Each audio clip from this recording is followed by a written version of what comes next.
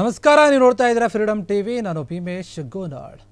ವೀಕ್ಷಕರೇ, ಇವತ್ತಿನ ದಿನಗಳಲ್ಲಿ ಬಂಗಾರವನ್ನು ಇಷ್ಟಪಡದೇ ಇರೋಂಥ ಜನಗಳೇ ಇಲ್ಲ. ಯಾಕಂದರೆ ಬಂಗಾರ ಅಷ್ಟರ ಮಟ್ಟಿಗೆ ಬೆಳೀತಾ ಇದೆ, ರೇಟ್ ಬೆಳೀತಾ ಇದೆ, ಇಷ್ಟಪಡೋರ ಜನಸಂಖ್ಯೆ ಕೂಡ ಬೆಳೀತಾ ಇದೆ.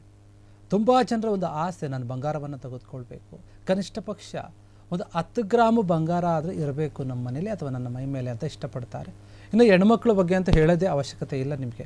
ಯಾಕಂದರೆ ಬಂಗಾರದಲ್ಲಿನೇ ನೀವು ಅವ್ರನ್ನ ತೂಕ ಮಾಡಿ ಕೂರಿಸಿದ್ರೂ ಅವ್ರು ಒಪ್ಕೊಳ್ತಾರೆ. ಅಷ್ಟರ ಮಟ್ಟಿಗೆ ಬಂಗಾರವನ್ನು ಇಷ್ಟಪಡ್ತಾರೆ. ಎಷ್ಟೇ ಒಂದು ಬಂಗಾರ ತಂದುಕೊಟ್ರು ನೀವು ಬೇಡ ಅನ್ನಲ್ಲ ಹೆಣ್ಮಕ್ಳು. ಅಷ್ಟರ ಮಟ್ಟಿಗೆ ಬಂಗಾರ ಜನರ ಮನಸ್ಸನ್ನು ಕೆಡಿಸ್ತಾ ಇರುತ್ತೆ. ಇಂತಹ ಬಂಗಾರ ಏನಿದೆ ಅದರ ಬೆಲೆ ಸಾಕಷ್ಟು ಹೆಚ್ಚಾಗಿದೆ, ಲಕ್ಷವನ್ನು ದಾಟ್ತಾ ಇದೆ. ಆದರೂ ಕೂಡ ಬಂಗಾರದ ಹುಚ್ಚು ಜನರನ್ನು ಬಿಡ್ತಾ ಇಲ್ಲ.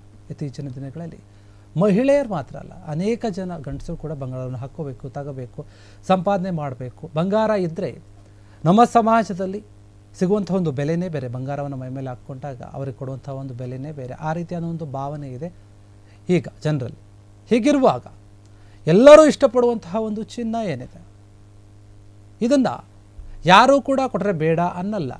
ತೆಗೆದುಕೊಳ್ಳುವಂಥ ಅವ್ರ ಶಕ್ತಿ ಬಂದರೆ ಅಂತೂ ಅವರು ತೆಗೆದುಕೊಳ್ಳದೆ ಸುಮ್ಮನೆ ಎಲ್ಲ ತೆಗೆದುಕೊಳ್ತಾರೆ.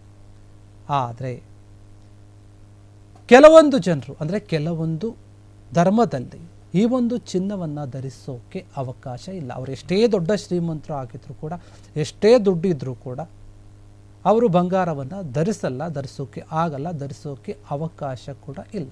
ಹಾಗಾದರೆ ಯಾವ ಧರ್ಮದಲ್ಲಿ ಬಂಗಾರವನ್ನು ಧರಿಸೋಕೆ ಅವಕಾಶ ಇಲ್ಲ? ಅದು ಗಂಡಸರಿಗೆ ಅಥವಾ ಹೆಣ್ಮಕ್ಳಿಗೆ? ಈ ಒಂದು ವಿಚಾರವನ್ನು ಇವತ್ತು ನಾವು ನೋಡಬೇಕಾಗುತ್ತೆ. ನೋಡಿ, ಮುಖ್ಯವಾಗಿ ಇಸ್ಲಾಂ ಧರ್ಮ ಏನಿದೆ, ಮುಸ್ಲಿಂ ಒಂದು ಸಮುದಾಯದಲ್ಲಿ ಅದರಲ್ಲಿ ಗಂಡು ಮಕ್ಕಳು ಯಾವುದೇ ಕಾರಣಕ್ಕೂ ಕೂಡ ಬಂಗಾರವನ್ನು ಹಾಕಲ್ಲ, ಅವರು ಧರಿಸಲ್ಲ, ಅದಕ್ಕೆ ಅವಕಾಶ ಕೂಡ ಇಲ್ಲ.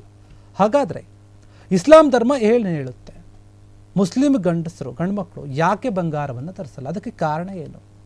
ಎಲ್ಲ ವಿಚಾರಗಳನ್ನು ಇವತ್ತು ತಿಳ್ಕೊಳ್ತಾ ಹೋಗೋಣ. ನೋಡಿ, ಬಂಗಾರ ಅಂದರೆ ಯಾರಿಗಿಷ್ಟ? ಅನೇಕ ಜನರು ಕೂಡ ಒಂದು ಹಳದಿ, ಈ ಒಂದು ಹೊಳೆಯುವಂತಹ ಒಂದು ಚಿನ್ನವನ್ನು, ಆಭರಣಗಳನ್ನು ಆಸೆ ಪಡ್ತಾರೆ.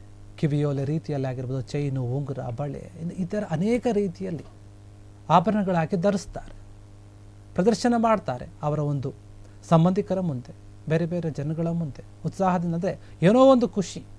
ಮಹಿಳೆಯರಿಗಂತೂ ಅದನ್ನು ಹೇಳೋದು ಬೇಡ. ಇತ್ತೀಚಿನ ದಿನಗಳಲ್ಲಿ ಅನೇಕರು ಕೂಡ ಈ ಒಂದು ಚಿನ್ನ ಪುರುಷರು ಧರಿಸ್ತಾ ಇದ್ದಾರೆ. ಆದರೆ ಮುಸ್ಲಿಂ ಸಮುದಾಯದಲ್ಲಿ ಮಾತ್ರ ಈ ಒಂದು ಚಿನ್ನವನ್ನು ಧರಿಸೋಕೆ ಗಂಡು ಮಕ್ಕಳಿಗೆ ಅವಕಾಶ ಇಲ್ಲ, ಅನುಮತಿ ಇಲ್ಲ ಅಂತ ಹೇಳಲಾಗ್ತಾ ಇದೆ.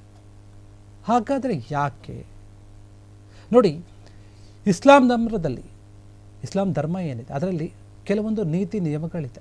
ಇಸ್ಲಾಂನಲ್ಲಿ ನಮ್ರವಾಗಿ ಕಾಣುವುದೇನಿದೆ ಅಂದರೆ ಸಾಮಾನ್ಯವಾಗಿ ಕಾಣುವುದು, ಹಾಗೂ ಸಭ್ಯತೆಗೆ ಬಹಳ ಒಂದು ಮುಖ್ಯವನ್ನು ಕೊಡುತ್ತೆ ಈ ಒಂದು ಇಸ್ಲಾಂ ಧರ್ಮ. ಸಮಾಜದಲ್ಲಿ ಸಮತೋಲನ ಮತ್ತು ನೈತಿಕತೆಯನ್ನು ಕಾಪಾಡಿಕೊಳ್ಳೋಕೆ ಒಂದು ಯಾವಾಗಲೂ ಕೂಡ ಪ್ರಯತ್ನ ಮಾಡ್ತಾ ಇರುತ್ತೆ ಇಸ್ಲಾಂ ಧರ್ಮ. ಇನ್ನು ಈ ಒಂದು ಇಸ್ಲಾಂ ಧರ್ಮದ ಪುರುಷರು ಏನಿದ್ದಾರೆ ಮತ್ತು ಮಹಿಳೆಯರು ಇಬ್ಬರೂ ಕೂಡ ವಿಭಿನ್ನವಾದಂತಹ ಒಂದು ಉಡುಪುಗಳನ್ನು ಧರಿಸ್ತಾರೆ. ಅದೆಲ್ಲ ನಿಮಗೂ ಕೂಡ ಗೊತ್ತು.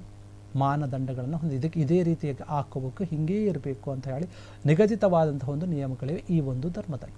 ಇದರಲ್ಲಿ ಬಂಗಾರವನ್ನು ಗಂಡ್ಮಕ್ಳು ಧರಿಸಬಾರ್ದು ಅನ್ನೋದು ಕೂಡ ಒಂದು. ಯಾಕಂದರೆ ಈ ಒಂದು ತತ್ವಗಳ ಪ್ರಕಾರ ನೋಡಿ, ಮುಸ್ಲಿಂ ಪುರುಷರು ಏನಿದ್ದಾರೆ ಅವರು ಚಿನ್ನವನ್ನು ಮತ್ತು ಆಧಾರಿತ ಬರೀ ಚಿನ್ನ ಮಾತ್ರ ಅಲ್ಲ, ರೇಷ್ಮೆಯನ್ನು ಕೂಡ ಧರಿಸೋದು ಸರಿಯಲ್ಲ. ಅಂದರೆ ಕಟ್ಟುನಿಟ್ಟಾಗಿ ಇದನ್ನು ನಿಷೇಧ ಮಾಡ್ತಾರೆ. ಯಾವುದೇ ಕಾರಣಕ್ಕೂ ಕೂಡ ಇವರು ಬಂಗಾರ ಧರಿಸಬಾರ್ದು, ರೇಷ್ಮೆಯಿಂದ ಮಾಡಿದಂಥ ಒಂದು ಬಟ್ಟೆಗಳನ್ನು ಧರಿಸಬಾರ್ದು ಅನ್ನುವಂಥ ಒಂದು ನಿಷೇಧ ಇದೆ ಈ ಒಂದು ಧರ್ಮದಲ್ಲಿ. ಅಷ್ಟೇ ಇಲ್ಲ, ಅದರ ಜೊತೆಗೆ ಅದನ್ನು ಹರಾಮ್ ಅಂತ ಕೂಡ ಘೋಷಣೆ ಮಾಡಲಾಗುತ್ತೆ ಈ ರೀತಿಯಾಗಿ ಧರಿಸೋದನ್ನು.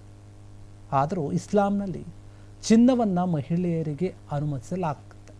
ಅಂದರೆ ಹೆಣ್ಮಕ್ಳು ಹಾಕ್ಕೋಬೋದಿತ್ತು, ಆದರೆ ಗಂಡು ಮಕ್ಕಳು ಹಾಕ್ಕೊಳ್ಳೋ ಹಾಗಿಲ್ಲ. ಅದನ್ನು ಧರಿಸಲು ಅನುಮತಿಸಲು ಆಗಿಲ್ಲ ಅಂತ ಹೇಳ್ತಾರೆ ಗಂಡು ಮಕ್ಕಳಿಗೆ. ಇನ್ನು ಅದನ್ನು ಹಲಾಲ್ ಅಂತ ಕೂಡ ಕರೀತಾರೆ. ಈ ಒಂದು ರೀತಿಯಲ್ಲಿ ಹೆಣ್ಮಕ್ಳು ಧರಿಸ್ತಾರೆ, ಆದರೆ ಗಂಡು ಮಕ್ಕಳು ಧರಿಸಬಾರ್ದು ಅಂತ ಈ ಒಂದು ಧರ್ಮದಲ್ಲಿ ಪರಿಗಣಿಸಲಾಗುತ್ತೆ. ಅಲಿಗರ್ನ ಮೌಲಾನಾ ಇದರ ಬಗ್ಗೆ ಮಾಹಿತಿಯನ್ನು ಕೊಡ್ತಾರೆ. ಯಾಕೆ ಹೇಳ್ತಾರೆ ಅವರು, ನೋಡಿ, ಯಾಕೆ ಇಸ್ಲಾಂ ಧರ್ಮದಲ್ಲಿ ಗಂಡು ಮಕ್ಕಳಿಗೆ ಈ ಒಂದು ಅಧಿಕಾರ ಇಲ್ಲ ಧರಿಸುವಂಥದ್ದು. ಮುಸ್ಲಿಂ ಧರ್ಮದ ಒಂದು ಯುವಕರು ಚಿನ್ನವನ್ನು ಯಾಕೆ ಧರಿಸಬಾರ್ದು ಅಂತ ಮಾತಾಡ್ತಾರೆ. ಈ ಬಗ್ಗೆ ಹೇಳೋದಾದರೆ ಅಲಿಗರ್ ಮೂಲದ ಒಂದು ಮುಸ್ಲಿಂ ಧರ್ಮಗುರು ಏನಿದ್ದಾರೆ, ಮೌಲಾನಾ ಚೌಧರಿ ಇಬ್ರಾಹಿಂ ಏನಿದ್ದಾರೆ ಹುಸೇನ್ ಅವರು, ಇಸ್ಲಾಂ ಧರ್ಮದಲ್ಲಿ ಮುಸ್ಲಿಮರು ಚಿನ್ನವನ್ನು ಮತ್ತು ರೇಷ್ಮೆಯನ್ನು ಧರಿಸೋದೇನಿದೆ ಅದು ನಿಷೇಧ. ಯಾವುದೇ ನಮ್ಮ ಧರ್ಮ ಒಪ್ಪಲ್ಲ.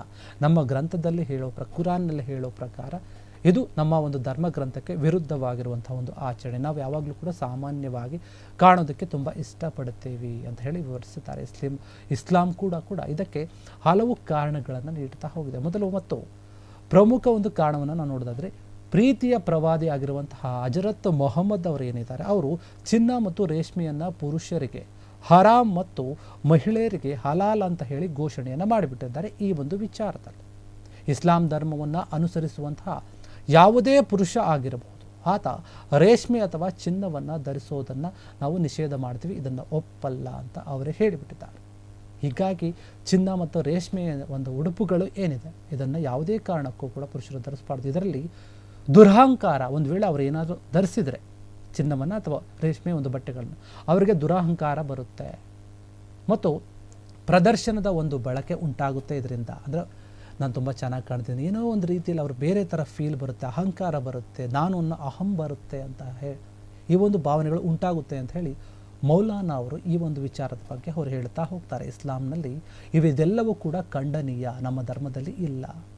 ಇದಲ್ಲದೆ ಇಸ್ಲಾಂ ಸರಳತೆ ಮತ್ತು ನಮ್ರತೆಗೆ ಒಂದು ಮುಖ್ಯವಾದಂತಹ ಒಂದು ಆದ್ಯತೆಯನ್ನು ಕೊಡುತ್ತೆ. ಯಾವುದೇ ರೀತಿಯ ಒಂದು ಆಡಂಬರವನ್ನು ನಾವು ಮಾಡೋಕ್ಕೆ ಇಷ್ಟಪಡಲ್ಲ, ನಮ್ಮ ಧರ್ಮ ಕೂಡ ಇಷ್ಟಪಡಲ್ಲ. ಅದಕ್ಕಾಗಿ ಮುಖ್ಯವಾಗಿ ನಾವು ಗಂಡು ಮಕ್ಕಳಿಗೆ ಯಾವುದೇ ರೀತಿಯಾಗಿ ಚಿನ್ನವನ್ನು ಧರಿಸೋಕ್ಕೆ ಅವಕಾಶ ಮಾಡಿಕೊಡಲ್ಲ. ಇದು ನಮ್ಮ ಧರ್ಮದಲ್ಲಿ ನಿಷೇಧ. ಹೀಗಾಗಿ ಈ ಒಂದು ಇಸ್ಲಾಂ ಧರ್ಮದಲ್ಲಿ ಅನೇಕ ಅಂತ ಹೇಳೋದೇನಿಲ್ಲ, ಆಲ್ಮೋಸ್ಟ್ ಯಾರೂ ಕೂಡ ಧರಿಸಲ್ಲ ಮುಸ್ಲಿಂ ಧರ್ಮದಲ್ಲಿ ರೇಷ್ಮೆ ಮತ್ತು ಚಿನ್ನದ ಒಂದು ವಸ್ತುಗಳು. ನಾವು ಸರಳವಾಗಿರ್ತೇವೆ ಅಂತ ಹೇಳಿ ಘೋಷಣೆಯನ್ನು ಮಾಡಿದ್ದಾರೆ. ಅದೇ ರೀತಿಯಾಗಿ ನಡ್ಕೊಳ್ತಾ ಇದ್ದಾರೆ. ಕೆಲವು ವಿದ್ವಾಂಸರು ಮತ್ತು ವೈದ್ಯಕೀಯ ಒಂದು ಕಾರಣಗಳನ್ನು ನಾವು ನೋಡೋದಾದರೆ ಈ ಒಂದು ವಿಚಾರದ ಅವರು ಕೂಡ ಹೇಳ್ತಾರೆ, ಇದು ಅದು ಚಿನ್ನದ ಒಂದು ಅತಿಯಾದ ಒಂದು ಬಳಕೆ ಏನಿದೆ, ಅಂದರೆ ಎಲ್ಲೋ ಒಂದು ಕಡೆ ನಾವು ಧರ್ಮ ಹೇಳುತ್ತೆ, ಆ ಗುರುಗಳು ಹೇಳ್ತಾರೆ, ಆಚರಣೆ ಇದೆ ಅಂತ ಅವರು ಬಿಟ್ಟಿದ್ದಾರೆ ಅಂತ ಕೆಲವರು ಹೇಳಿದ್ರೆ, ಅಂದರೆ ಮುಸ್ಲಿಂ ಧರ್ಮ ಹೇಳುತ್ತೆ, ಇಸ್ಲಾಂ ಧರ್ಮ ಹೇಳುತ್ತೆ ಅನ್ನೋದಾದರೆ, ಇದಕ್ಕೆ ಒಂದು ವೈಜ್ಞಾನಿಕ ಒಂದು ಕಾರಣಗಳನ್ನು ನೋಡೋದಾದರೆ, ವೈದ್ಯಕೀಯ ಒಂದು ಕಾರಣಗಳನ್ನು ನೋಡೋದಾದರೆ, ನಾವೇನಾದರೂ ಒಂದು ಜಾಸ್ತಿ ಚಿನ್ನವನ್ನು ಬಳಕೆ ಮಾಡಿದರೆ ಪುರುಷರಲ್ಲಿ ಏನಿದೆ, ಪುರುಷರಲ್ಲಿರುವಂಥ ಒಂದು ಪುರುಷತ್ವದ ಒಂದು ಮೇಲೆ ಪರಿಣಾಮವನ್ನು ಬೀರುತ್ತೆ ಅಂತ ಕೂಡ ಹೇಳ್ತಾರೆ ಕೆಲವೊಂದು ವೈದ್ಯಕೀಯ ರಂಗದ ತಜ್ಞರು.